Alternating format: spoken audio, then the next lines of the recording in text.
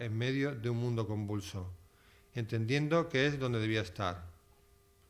Dice en el diario: debo meterme en mi interior, escuchar lo que hay dentro de mí, sumergirme en mí misma. A esto se le puede llamar meditar, convertirse interiormente en una llanura, sin matorral que impida la vista, que crezca algo de Dios dentro de mí, como hay algo de Dios en la 9ª Sinfonía de Beethoven, y que surja dentro un amor con el que poder influir en las pequeñas acciones cotidianas. Quiso conocer su tiempo y palpar todos sus contornos.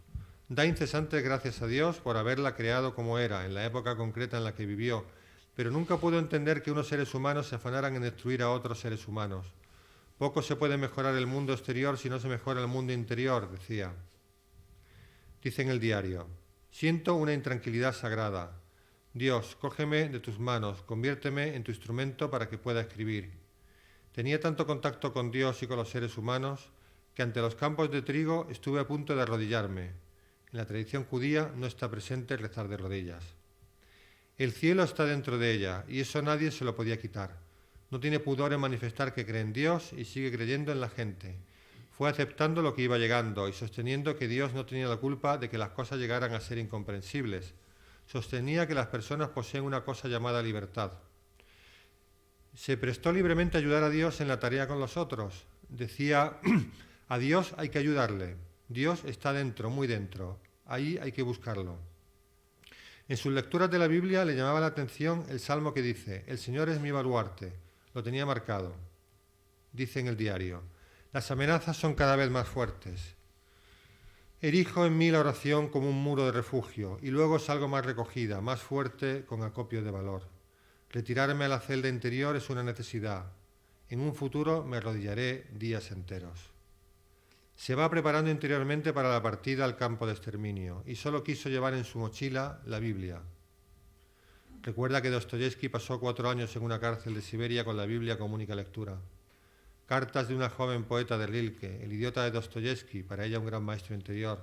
Los cuentos populares de Tolstoy y su gramática rusa. Repetía en el diario: creo en Dios y creo en el ser humano. Señor, dame sabiduría, no conocimiento, o mejor dicho, conocimiento que me lleve a la sabiduría. La vida merece ser vivida. Dios está conmigo. Tengo necesidad de pronunciar la palabra Dios. Tengo el deseo de entregarme a Dios. Aprendió a vivir sin nada, con la certeza de que si en algún lugar se puede ver un trozo de cielo y tener un pequeño espacio en donde juntar las manos y rezar, lo tiene todo. Solo Dios basta, dirá Teresa de Jesús. Fue acomodando su corazón para vivir alejada de las personas de su entorno a las que quería mucho. Se preparó para dejar su escritorio, en el que había pasado lo mejor de su vida sobre sus escritos buscando al autor. Decía: leeré de nuevo a San Agustín, me impresiona las cartas de amor a Dios que escribe, es lo que deberíamos hacer, escribir solo cartas así. Dios mío, te estoy tan agradecida por haberme regalado una vida así. Salió para un campo de trabajo bajo la custodia de las SS. En todas partes se sentía en los brazos de Dios. Dice en el diario: aunque llegue la total destrucción física, todo seguirá igual. Aunque le quedaba espacio para la indignación con los que trataban de esa manera a los seres humanos, trató de aceptar lo inevitable, sabiendo que en última instancia no le podían quitar nada, pues el hogar de Dios estaba dentro de ella, era su certeza. Nada temo porque tú vas conmigo, dice el Salmo. Uno tiene que comportarse de forma pasiva y escuchar, encontrar nuevamente el contacto con un trozo de eternidad. Sigo alabando tu creación a pesar de todo. Yo creo en Dios, aunque dentro de poco en Polonia me hayan devorado los piojos. Estoy con los hambrientos, con los maltratados, pero también estoy con el jazmín, con todo lo bello, y con la luna que entra por la ventana. En la vida cabe todo. Pedía a Dios sobrevivir para transmitir una nueva vida, unos nuevos valores y ayudar a otros. No pudo ser, pero hoy aquí en Toledo lo estamos haciendo, gracias a sus escritos en diario y cartas. Estaba convencida que todo sufrimiento bien vivido amplía horizontes y nos hace mejores. Soñaba con ser la cronista del destino común de su pueblo. Sabía que después de la guerra fluiría inevitablemente un nuevo humanismo y también fluirá odio.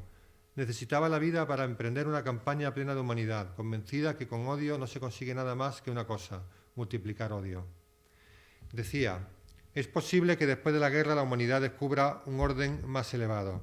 La mejor tarea consiste en explorar dentro de nosotros superficie de tranquilidad, para irradiarla a los demás, y eso revertirá favorablemente en un mundo convulso. Enseñar a la gente que puede reconquistar la paz interior, vivir superando los temores que acechan y llevar frutos y flores a cada trozo de tierra a donde uno vaya. Esta fue su hermosa tarea. Escribió 6 cartas desde el campo dirigidas a sus amigos, fechadas entre el 3 de julio al 22 de agosto de 1943. Ya no hubo más. Un amigo suyo del campo escribe una carta el 7 de septiembre de 1943 sobre la despedida de la familia Gilesum. En ella describe la partida de Eti, algo esperado, pero hasta el último momento se mantuvo la ilusión que no la deportaran al ser miembro del Consejo Judío. Se derrumbó ante la noticia de su propia deportación, tratando de recobrar su fortaleza habitual. Las amigas del campo de tránsito le ayudaron a empaquetar sus pocas cosas. Eti subió al tren con toda su familia y 900 personas más. Tratando de dar ánimo a todos, dijo: «Me llevo también el libro de las horas». Eti dio un largo adiós desde el vagón número 14. Un informe de Cruz Roja notificó la muerte de todos los miembros de la familia Gilesum, el 30 de noviembre de 1943. Desde el tren arrojó una tarjeta postal con estas palabras: «Vosotros me esperaréis, ¿verdad?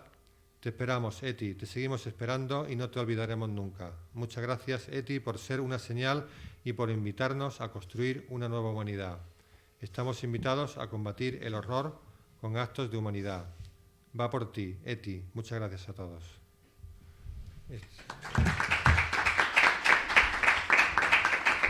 Pues este es el texto de Rosario Paniagua. Gracias, Antonio. Gracias, Antonio, y gracias a Rosario, que nos ha enviado este impresionante texto. Y ahora doy la palabra al profesor Jesús Guzmán Mora, que nos va a hablar de Dios en la experiencia divisionaria de Dionisio Ruidruejo. Cuando quieras, Jesús.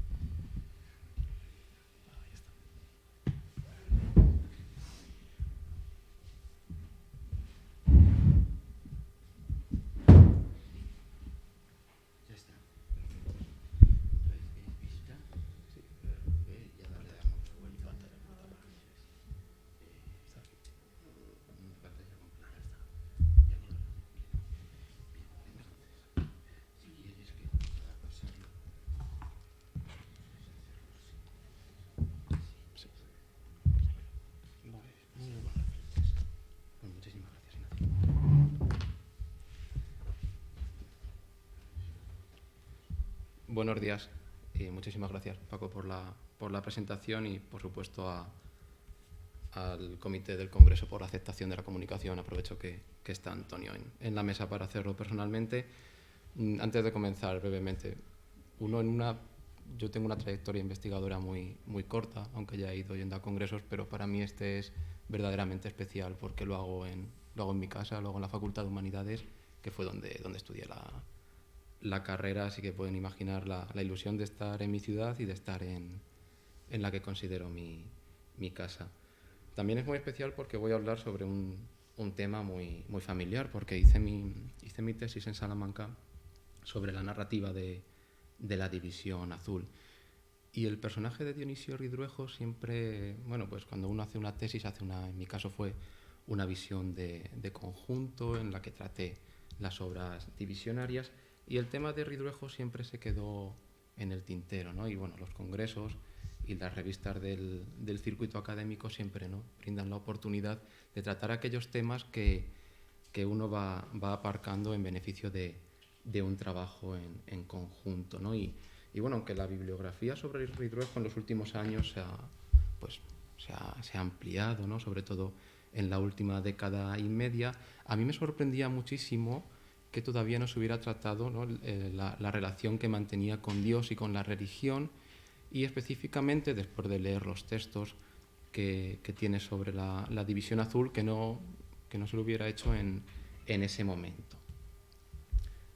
Yo considero a Ridruejo como un personaje bastante conocido por todos, que bueno, si se puede resumir su vida en unas pocas palabras, es el paso de la Falange al antifranquismo.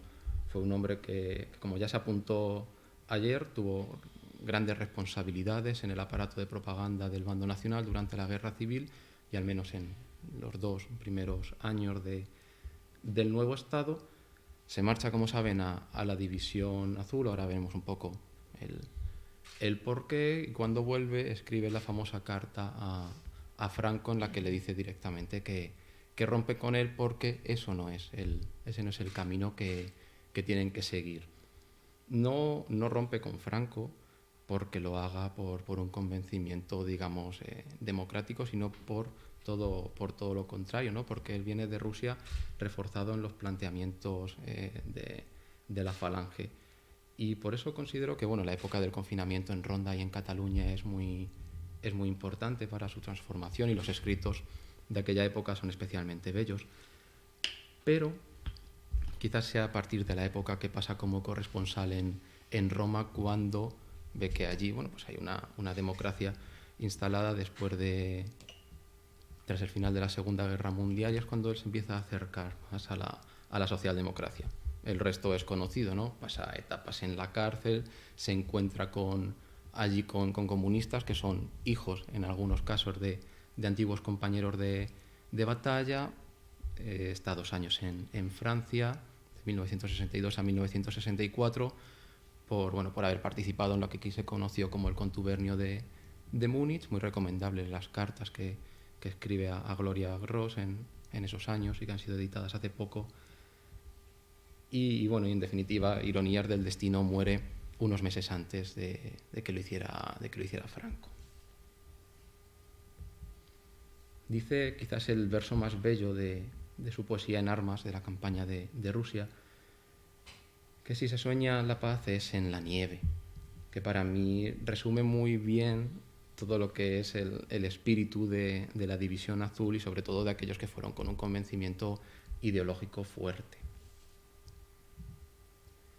Yo para esta comunicación, que como bueno, ya aviso, es una comunicación muy descriptiva y que no es para nada ambiciosa, me baso en los 2 textos que tiene Dionisio sobre su paso por la Unión Soviética con la división.